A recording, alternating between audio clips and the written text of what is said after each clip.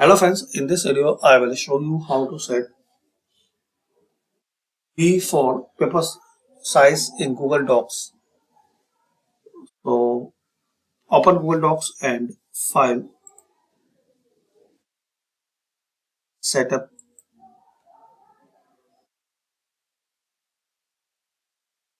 Now here you will see this paper size, and to set B4 as default, select it B4. Click on OK. So this is the B4, but make sure it's not default. To set as default, File,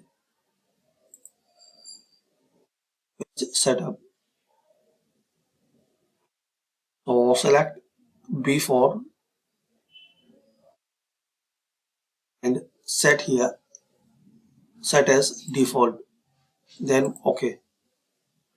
So this is the method you can set B4 paper size in Google Docs. Thanks for watching.